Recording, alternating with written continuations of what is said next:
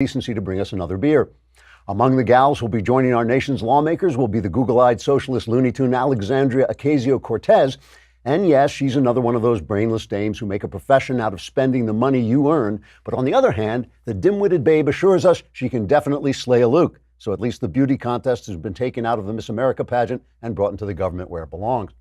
Two other frails will be joining the lawmakers are the first two Muslim women in the House, which means it's time for the press to celebrate their diversity without noticing that that diversity includes rampant anti-Semitism. One of these Allah-loving chickadees is Ilhan Omar, who has referred to Israel as a, quote, apartheid regime and has prayed that Allah would awake us from Israel's, quote, evil. Now, you might say it's not inherently anti-Semitic to criticize Israel as an evil apartheid regime, but you'd be utterly in the wrong and should stop talking because you're making a fool of yourself. The other Islamo girl is Rashida Tlaib, who has declared that we should cut all aid to Israel because supporting the Jewish state, quote, doesn't fit the values of our country. When asked why supporting the only truly democratic, freedom-loving nation in the Middle East is out of keeping with the values of America, Tlaib responded, quote, oh, right, America. When I said our country, that's not exactly what I meant, unquote. And all right, I made that last quote up, but only the last one. Now, some of the new women are Republicans, but you won't hear too much about them from our leftist press. Being Republican, they retain the capacity to reason and so fail to fulfill the left's definition of a female. Trigger warning, I'm Andrew Klavan, and this is The Andrew Klavan Show. I feel hunky-dunky, life is tickety-boo. Birds are winging, also singing hunky-dunky-doo. Ship-shape, tipsy-topsy, the world is zippity-zing. It's a wonderful day, hurrah, hooray! It makes me want to sing. Oh, hurrah, hooray! Oh, hooray, hurrah! Whoever wrote that opening is a terrible, terrible person. I'm just sorry it's me. The Klavanless weekend is over. I knew the Klavanless weekend was over when I woke up this morning, and yesterday Stormy Daniels had tweeted. She said, Donald Trump has ruined my career. And I tweeted back, Donald Trump is your career. And then Tom Arnold tweeted, I saw this morning, he said, you should talk. Stormy Daniels has blown 1,000 men. You only blow Donald Trump. And I just thought, you know, every day I have awakened and asked myself, is this the day that Roseanne Barr's crazy ex-husband is going to accuse me of giving oral sex to the President of the United States? And finally, that day has arrived. This is like peak Klavan, 2018. I had to pinch myself. I was like, this is really happening. It's wonderful. Now, that brings me somehow to the subject of Boll and Branch sheets. And don't think about that too hard. But Boll and Branch sheets are incredibly comfortable, incredibly good-looking sheets. I know because I lie awake all night just going, great sheets. These are such comfortable sheets. What makes them unique is each sheet is crafted from 100% organic cotton. That means Boll and Branch sheets not only feel incredible, but they also look amazing. They really do, and they get softer every time you wash them, which is really nice. And since Boll and Branch sells exclusively online, you don't pay expensive retail markup, which means you're paying half the price, but you are getting twice the quality. Try these sheets for 30 nights and see for yourself. If you're not impressed, return them for a full refund. Go to bollandbranch.com today and you'll get $50 off your first set of sheets plus free shipping in the U.S. when you use the promo code Klavan. That's $50 off plus free U.S. shipping right now at bollandbranch.com, spelled B-O-L-L, and branch.com, promo code Klavan, bollandbranch.com, promo code Klavan. You can lie awake in comfort asking yourself the big questions like, how do you spell Klavan? It's K-L-A-V-A-N. So I have to talk about Jim, look at me, I'm Jim Acosta, because I know that that's what he wants. You know, when somebody wants something that badly to be talked about and looked at that badly, you got to do it. You just got to give it up for him. Now, what happened basically since I've been here is that he was a federal judge gave him back his press pass. His hard pass to the White House was taken away.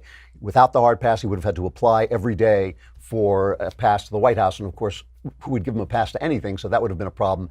So CNN sued, which was absurd, and the judge temporarily, he issued an injunction saying his Article 5 right to due process was violated because there was no hearing and there were no rules, and his First Amendment rights were Fifth Amendment and First Amendment rights were violated by taking away. Now this, I'm not a lawyer, but this seems to me completely absurd. I mean, Donald Trump it doesn't seem like the president even has to give a press conference, let alone give a hard pass to any one particular reporter. But that's what the judge said, and now they'll work it out.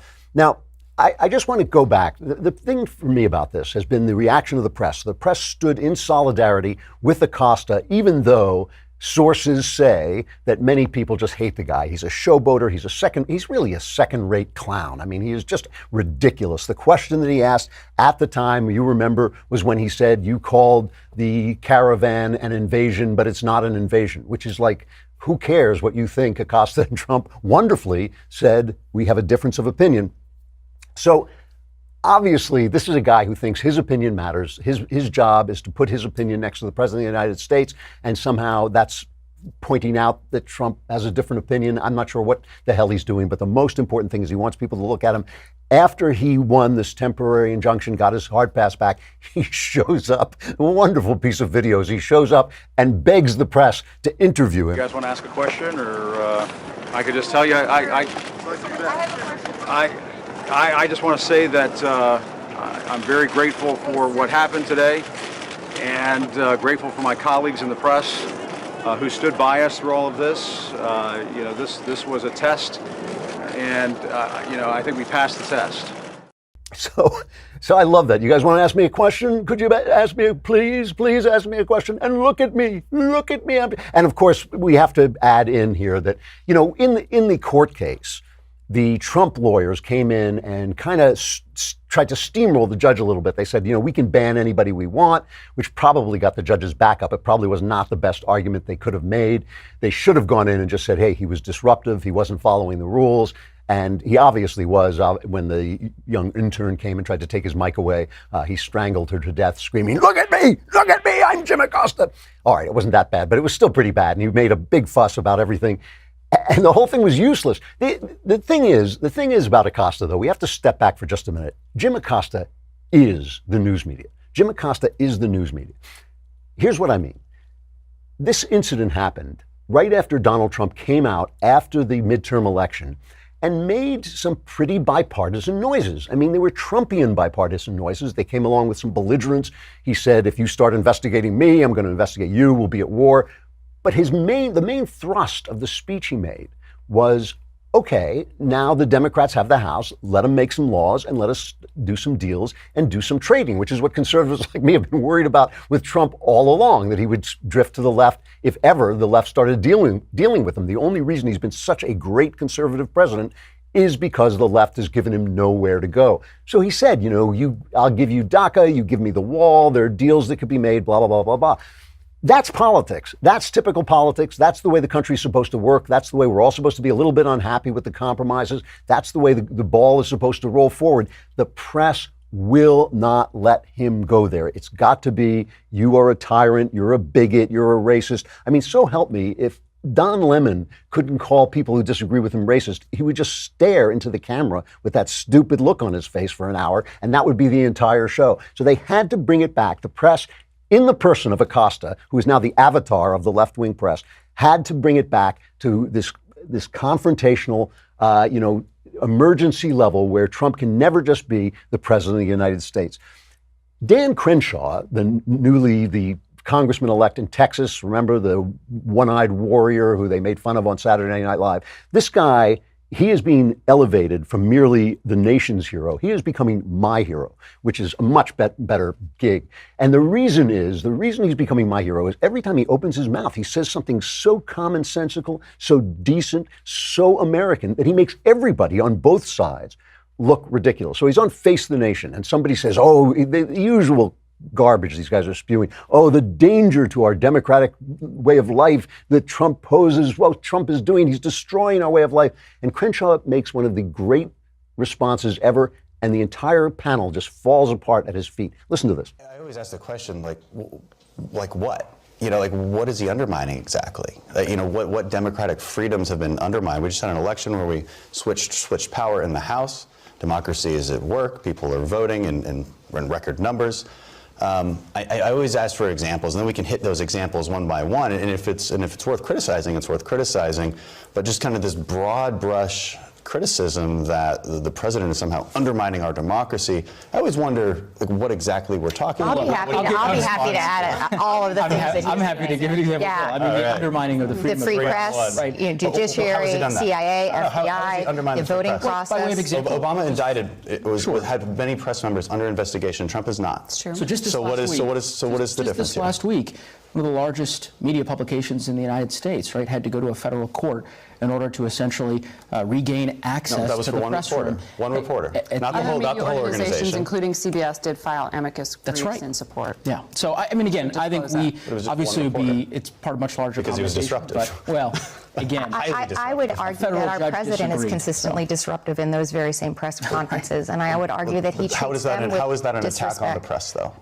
Because it's literally an attack on the press. I've literally been attacked, so let's choose our words carefully. His language.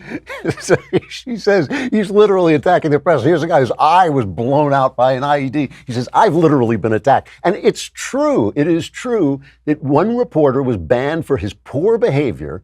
This is the truth. Like I said, I'm not a lawyer, but I do not understand why any one reporter has a right to be there. But they feel that an attack on one reporter is an attack on all reporters, even if the guy's doing, I mean, he's a third-rate journalist. I was going to say he's a third-rate clown, but he's a first-rate clown. He's a third-rate journalist and a clown.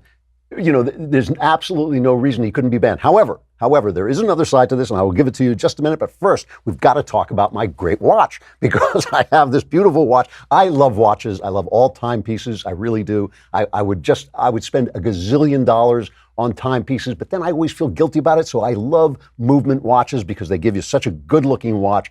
But you can afford the price. They have these very, very sleek designs. They have sunglasses and other accessories. But again, because they use the internet and because they've designed them the way they do not cost you what a watch like this would normally cost. Movement watches start at just $95, and this would be like $400 or $500 for the same quality from a traditional brand. It's a clean design, minimal, really quality products, and Movement has sold almost 2 million watches in over 160 countries. And the way they can cut down the price is they take out the vowels. Movement is spelled MVMT, so you don't have those expensive vowels that drive up the prices of most watches. If you need help giving the perfect gift this season but don't know where to start, the guys over at Movement got your back. They did all the hard work this holiday season, so you wouldn't have to by curating their favorite styles into awesome gift boxes and packages. Get 25% off today during Movement's Black Friday, Cyber Monday sale with free shipping and free returns.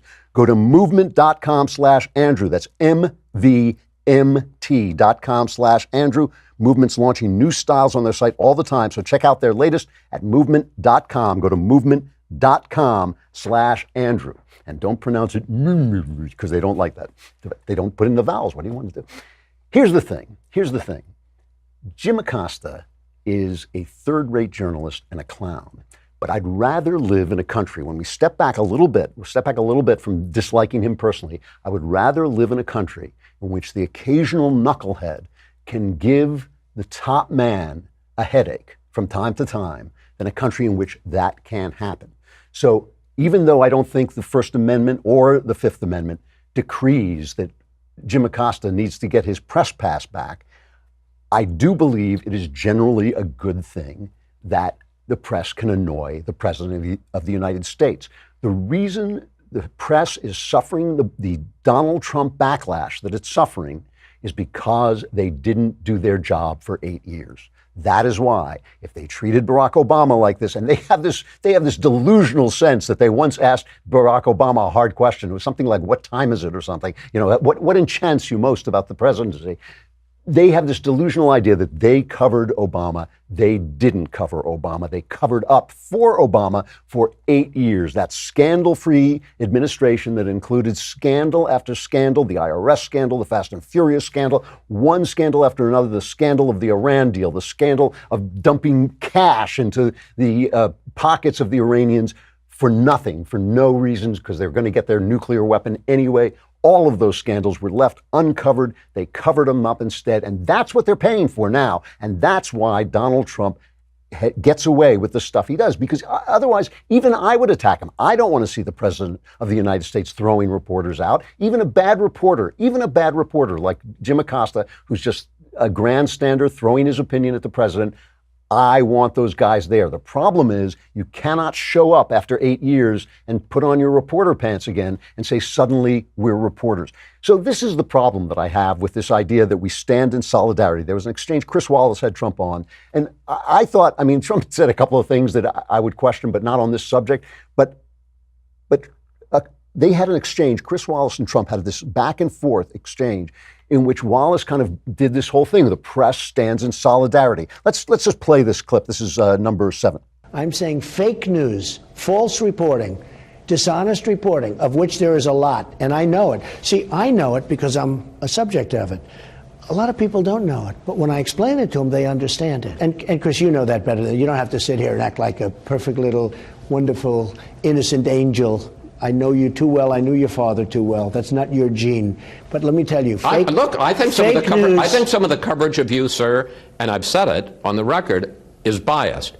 But I don't think that most of it is biased. I don't know, but the idea that you call us the enemy of the people. I'm not calling you that. I'm talking about we're all together. You don't understand it. We're all together. No. I'm not calling you.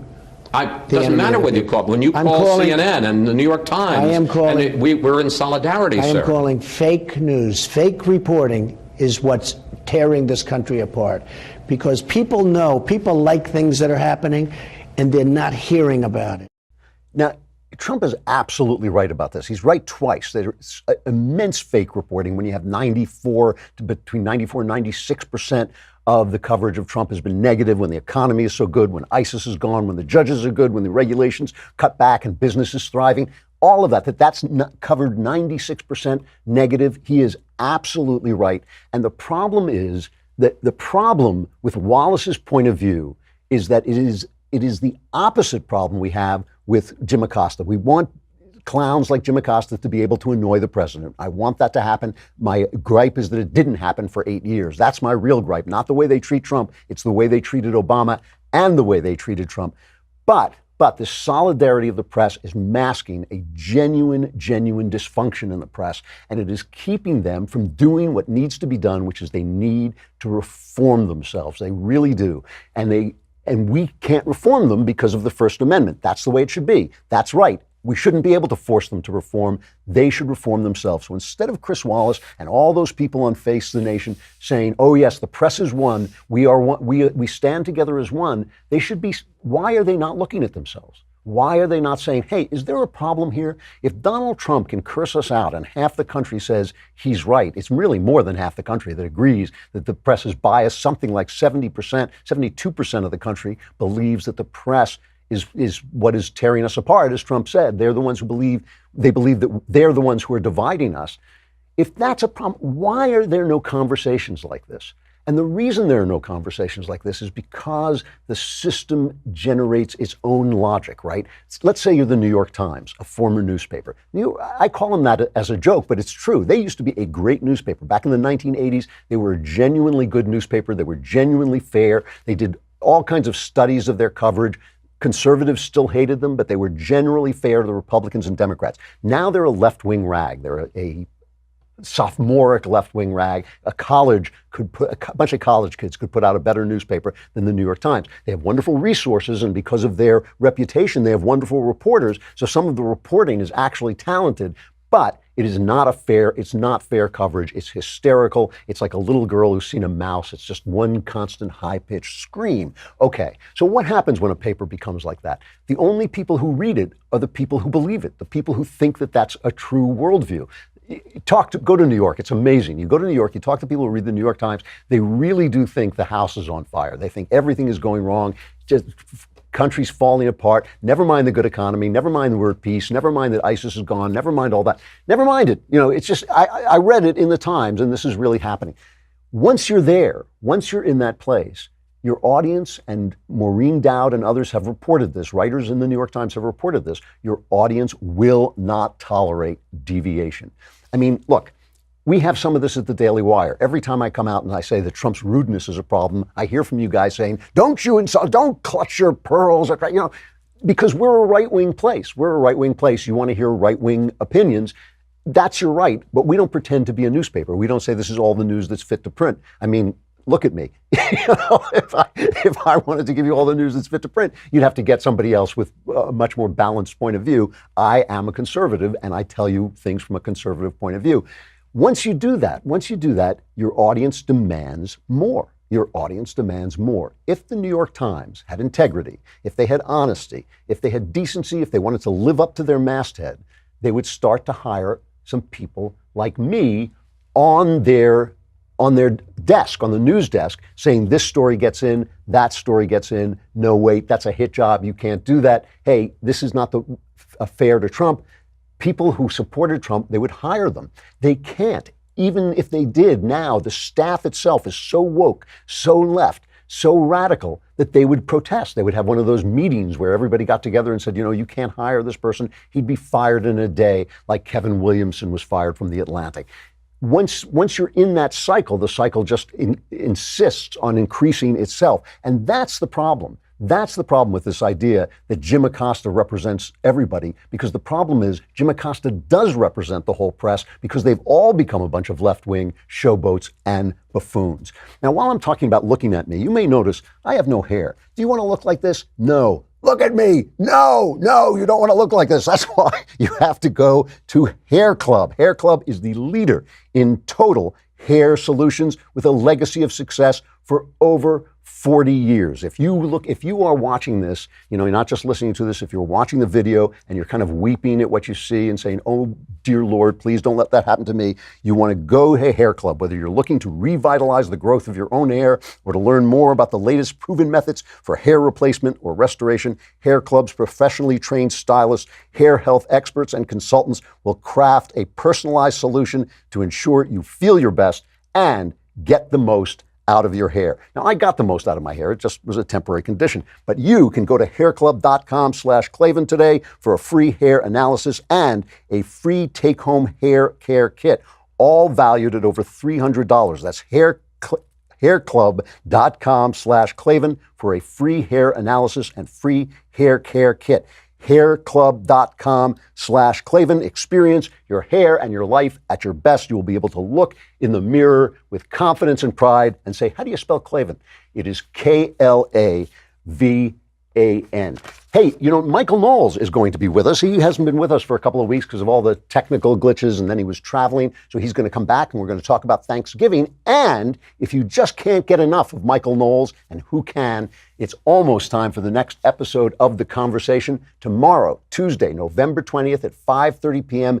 Eastern, 2:30 p.m. Pacific. All of your questions will be answered by Daily Wire's own Michael Knowles. So please ask him lots of questions about embarrassing subjects and be sure to really torment him about his Catholicism, because let's face it, it's ridiculous. Remember, we can't make this easy for him. And as always, the lovely and talented Alicia Krause will be hosting it and keeping Knowles in his place, which I don't even think they should let Alicia sit next to Knowles. I think that's a dangerous situation for both of them. This month's episode will stream live on Daily Wire's YouTube and Facebook pages. It will be free for everyone to watch, but only subscribers can ask the questions. To ask questions as a subscriber, log in to the website dailywire.com, head over to the conversation page to watch the live stream, and just start typing into the Daily Wire chat box where Michael will answer questions as they come in for an entire hour. Once again, subscribe to get your questions answered by Michael Knowles on Tuesday, November 20th at 5:30 p.m. Eastern, 2:30 p.m. Pacific.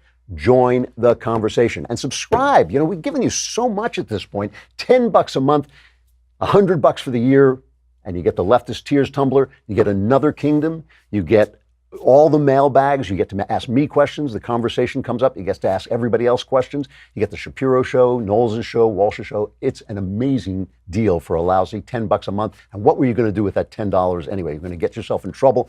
This will solve that problem. All right, Michael Knowles is coming right up. Come over to dailywire.com.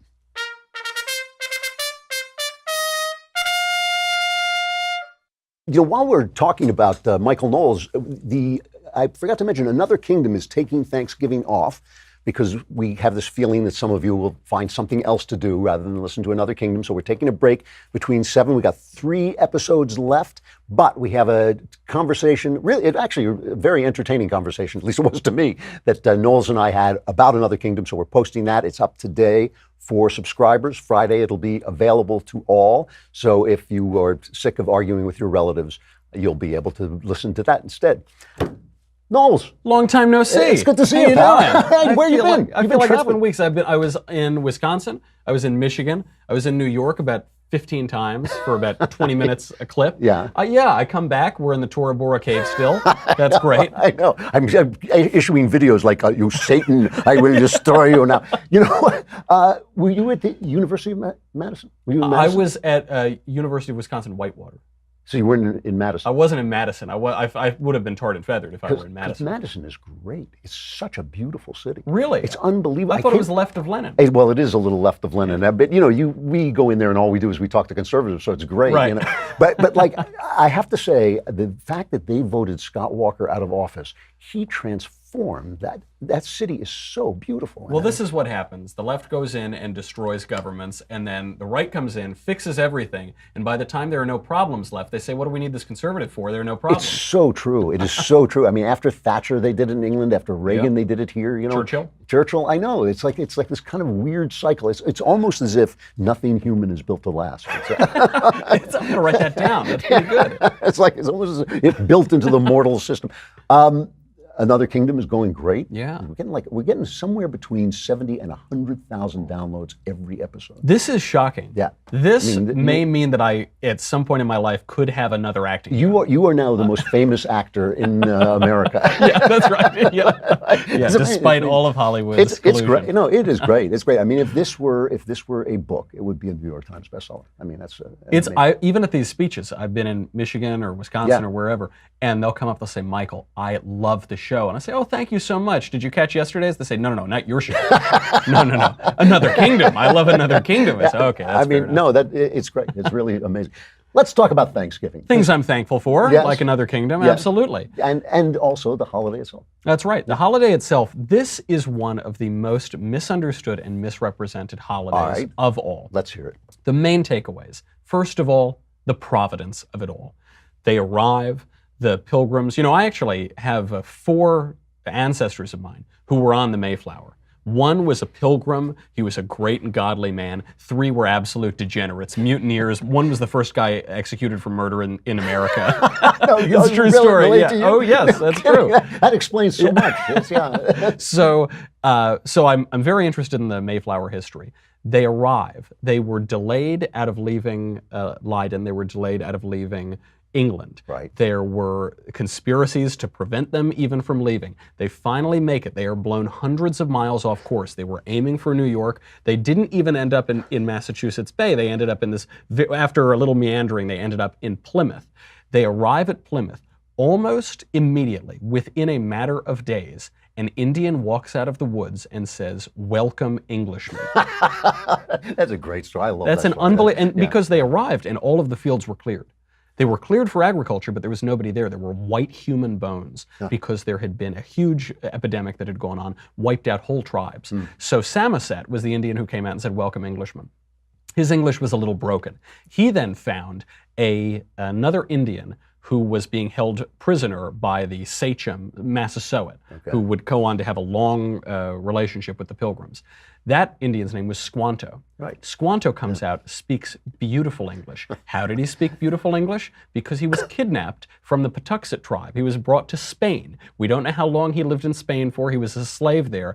There is one story that actually Catholic missionaries and monks smuggled him out, got him to England, but it's unclear how he made it to England. He then lived in London, was talking with the Pilgrims about the streets of London, lived in London for a while. A good Englishman was able to send him back to Newfoundland. His entire tribe had been wiped out. Coincidentally, for the years that he was missing, his entire tribe, the Patuxets, were gone. He was the last one remaining. He makes it down. Massasoit holds him as a prisoner. The English arrive randomly on the shores. He walks out and brokers an incredible diplomatic alliance between this guy, Massasoit. It's such an amazing story. And this is a God-touched country. There's no question about it. There's no, I mean, that is the simplest answer. Yeah, So that is the one. It's Occam's razor, yeah. So there's this incredible providence. They walk up, the pilgrims have been starving. I mean, they've been, a lot of them are dying, some are committing suicide likely, and they find a bushel of corn, just a bushel of corn. So the first act of the pilgrims in the New World was in fact an act of theft, but they quickly made it up to them. They formed an alliance. Bastard white man. I know, those awful white men, you know. They formed this alliance with Massasoit, and it really helps out Massasoit. It helps grow the Wampanoag Nation. They form a treaty to fight against some of the Wampanoag's enemies, and it really is beneficial to both of them. This is the second point I like to remind people about Thanksgiving. The Indians are people. They're people, they're men. They have interests, they have intellect, they have will, they have ability. They are real people. They're not little fairy creatures who were perfect or stupid or incapable. They're real men, and this alliance really helped both of these groups. I mean, they were so close. Edward Winslow, one of the pilgrims, saved Massasoit's life. The chief sachem of the Wampanoags was on death's door. There were reports he was already dead. He comes in, scrapes his tongue, gives him a little medicine. He pops back to life, Massasoit. He tells the pilgrims about an attack that the Massachusetts were led by, I think, Elizabeth Warren, were about to wage on the pilgrims. And Massasoit gives some troops to go help fight the Massachusetts, puts them off. It was an amazing alliance. That alliance lasted until 1675, and it was because of a freak accident that it broke down. Massasoit died. He was still a good friend of the pilgrims. His son, Alexander, the kids had Christian names. They were very close. His son Alexander died. He had been held, not captive, but he was being questioned by the pilgrims over a land deal. He died shortly thereafter. There is no evidence that the pilgrims killed him, but that guy's younger brother, King Philip, also known as Metacomet, was certain that the pilgrims killed him. No evidence had happened, waged a brutal war, killed thousands of people, forever destroyed Pilgrim and Indian relations. It's very sad. This brings us to the third thing I like to remember about Thanksgiving. It's about gratitude, and we have no gratitude in the country anymore. We have no gratitude for our forefathers. We have no gratitude for the Indians who helped out our forefathers. That first Thanksgiving was a Thanksgiving. There wasn't a lot of food, but there were more Indians there than pilgrims. You know, it's funny. I've been watching Michelle Obama. She's out flogging her book, and I don't like to pick on first ladies. I think it's a hard job, and you don't run for anything, and you know. But I've been watching her flogging her book, and the thing about Michelle Obama, she's actually she's lived an admirable life in a lot of ways. She starts out really working class, very working class. Tough upbringing. Tough upbringing, but she's got family. She's got, married parents who support her. They got good values. They put her in, she goes to Princeton, I think. Yeah. So she's actually like an admirable character. The reason I find her unappealing is no gratitude. That's right. Where's the gratitude? When she said that thing, this is the first time I've ever been proud of my country. What about all the time that, she's a black woman who's the first lady, beloved of most of the people and all this. Where is the gratitude? She was talking to Oprah the other day, complaining that the Obamas had to pay for their meals in the White House. She said every criticism of her is because of racism. This is a woman who has gotten further than virtually anybody in all of history. She had all the breaks. She got all the breaks. All the breaks in the sense that she had the family, they were working class people. Talent meets opportunity, of course. There's nobody's saying she's not, she didn't work or wasn't talented. And it's just a little bit of gratitude and grace, but everybody is taught this kind of resentment, like that they're oppressed. It's supposed to make them feel like heroes. It just makes them feel like bitter old men. Well, that's exactly right. It's this school of resentment. It's this. You see this in literature, you see it in history, and you certainly see this with our founding fathers. These were good men. These were incredible men. Many of these Indians were very good men too, and certain circumstances and sometimes sheer accident broke down some of those relations. That's true. But these are real people, and to stand on the shoulders of these men and spit on them as though they were so awful and we can judge them from our perch is absurd. That first Thanksgiving was a tough Thanksgiving. Half of the half of the Mayflower passengers had died through that harsh winter. There wasn't a lot of food. There's there's actually a coincidence here. Part of the reason for that was that they lived under communal socialist living standards Right. for that first Thanksgiving of 1621. Same thing with the harvest feast of 1622. By 1623, Governor Bradford said, we're not going to do this socialism anymore. Bradford said, quote, that this communal living was found to breed much confusion and discontent and retard much employment. For the young men that were most able and fit for labor and service did repine that they should spend their time and strength to work for other men's wives and children without any recompense. So they got rid of socialism. discovery, yeah. Guess what happened? Yeah. All of the, there was utter prosperity. And so that third one, 1623, was a great feast. And it was a feast to celebrate industriousness. It was a feast to celebrate alliances. It was a feast to celebrate the providence that brought them to this incredible land, this new world that led to this now the greatest country in the history of the world. You know, it's funny, you think about, there's only two races in America that have ever been persistently treated different as races, as different, right? Everybody else, the Jews come in, everybody hates them. But then it's like, all right, now you're Americans. The Irish, the Italians. The Irish, the Italians, right? Everybody hates them. But then it's like, join the crowd. Blacks and Indians, right? The Native Americans. The Native Americans, you know, it is true they got screwed on deals with the government. But who doesn't get screwed on deals with the government? That's why we hate the government, right? The definition of a deal with the exactly. government. Yeah. But if at some point they had said, you know what, you can't beat them, join them, take the land, give me a house, that's it. They wouldn't, there's so much poverty on those reservations. There's so much alcoholism. There's so much dysfunction. You think like, what's the benefit here that you're holding on to some ancient compact of land? If they just said, okay, you're Americans, forget the rest of it, you know? And there's so much misunderstanding on this. I know that we like to pretend that Elizabeth Warren is the first Indian at Harvard. The first Indian to graduate from Harvard was a Wampanoag in the year 1665. Yeah. Predates the country by a century and a decade. Yeah, Jefferson admired the Indians. Of course. Yeah. I mean, and also there's a long tradition of Christianity. Many of these Indians embraced Christianity when the Pilgrims arrived. This persists to this day among the descendants of the Wampanoags. But you don't hear this. You hear only an ideological, anti-Western history, revisionist history, and you don't understand how all of this came together. It makes us think that when people are talking about the history of the Indians, the history of Thanksgiving, they don't care about the history of the Indians. They just want any little sliver of history that will attack their own forefathers. That is a bizarre psychological glitch, and it does unfortunately seem to be getting worse among Americans. It's strange too that the same people who feel that someone from Honduras has the right to just walk into our country and take it over, blame us for walking into the Indians' country. You know, maybe the Indians should have built a wall. That's right, you know. And the people who come in, they're not even giving us beads. You know, they're not even giving us, I'd be happy to give up Manhattan at this point. It is a really interesting thing. I mean, if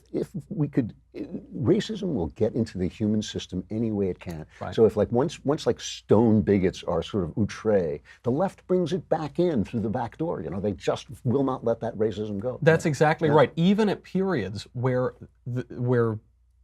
we like to think that this racism was just always there. Yeah, it was yeah. so, but really it wasn't. Sometimes it ebbs and flows. There wasn't very much racism when the Pilgrims first landed. In fact, there wasn't terribly much racism on certain islands where Christopher Columbus landed. That racism developed over time. Sometimes it ebbs, sometimes it flows. But the left seems so insistent on bringing it back, on constantly harping on it. You can't let it go. They Real cannot shame. let it go. It is a shame. I mean, truly.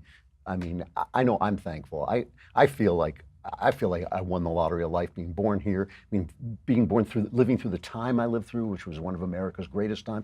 There's always been this kind of conflict. There's always been conflict. There's always been upheaval and chaos. But the country has never. I don't think anybody on earth has ever been as free as an American at this moment, and that's really as something to be free, grateful as open to, as having justice available to them, as prosperous, as able to educate themselves and better themselves. It is unbelievable. We are living in the 0.0000001% of fortunate people in the history of the world. It really is true. And what do? We complain. And it's good to see you. I'm glad you're back. Good to see you. Me too. I'll talk to you again. All right, it's time for Our Crappy Culture.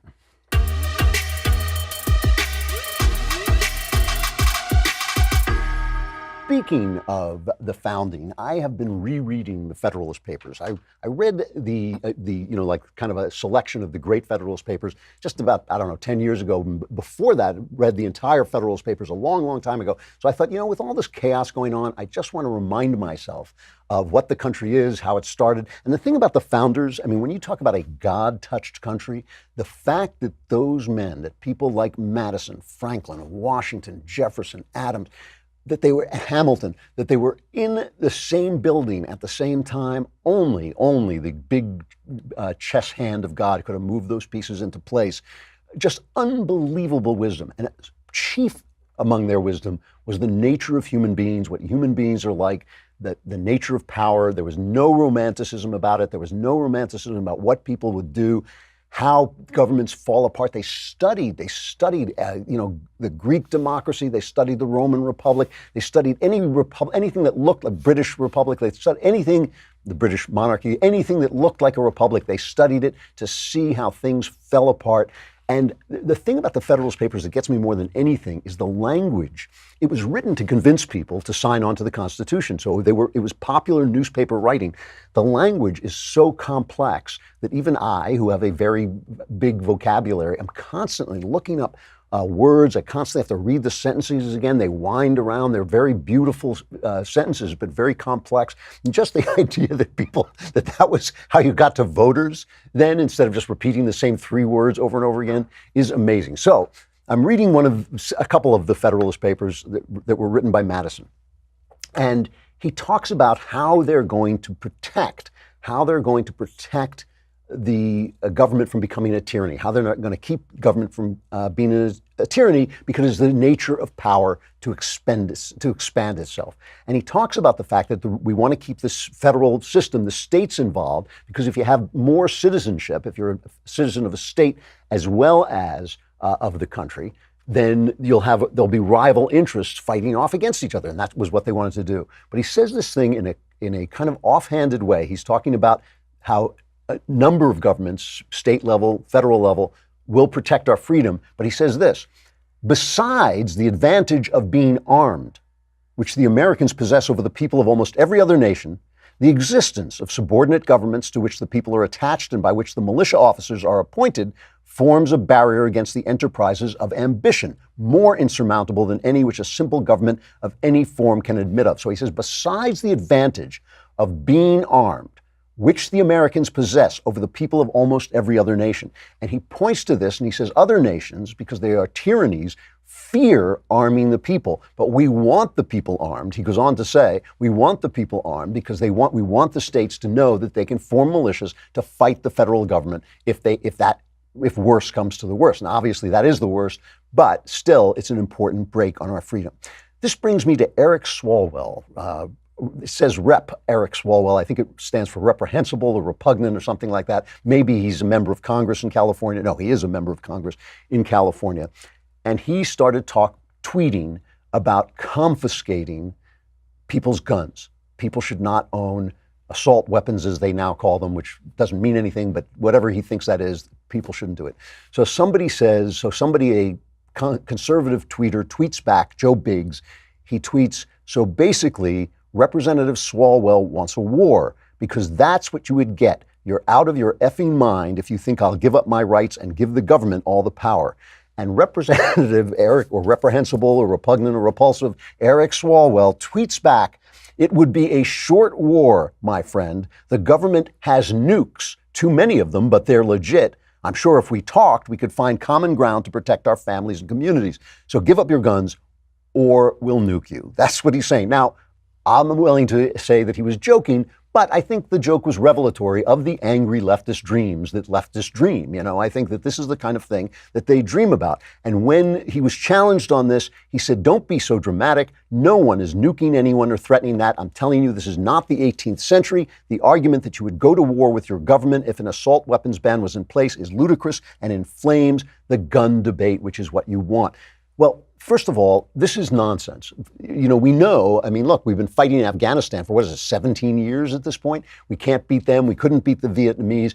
Believe me, you're not going to nuke New York.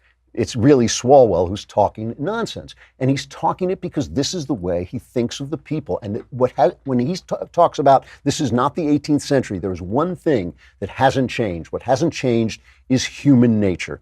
And so I want to just end with this also from Madison, also from the Federalist Papers, where he says it may be a reflection on human nature that such devices should be necessary to control the abuses of government. But what is government itself but the greatest of all reflections on human nature? In other words, because human nature is corrupt, because we are fallen, because we are sinful, government will be all those things. And then with probably the most famous line from the Federalist Papers, he says, if men were angels, no government would be necessary. If angels were to govern men, neither external nor internal controls on government would be necessary. In framing a government which is to be administered by men over men, the great difficulty lies in this. You must first enable the government to control the governed, and in the next place, oblige it to control itself. A dependence on the people is no doubt the primary control on the government, but experience has taught mankind the necessity of auxiliary precautions. Swalwell's treat about nuking Americans if they will not surrender their guns to him proves that human nature has not changed a bit. Hang on to your guns. Short Klavan week, so be here tomorrow to suck up all the Klavanly goodness you can. I'm Andrew Klavan. This is The Andrew Klavan Show, and we'll see you then.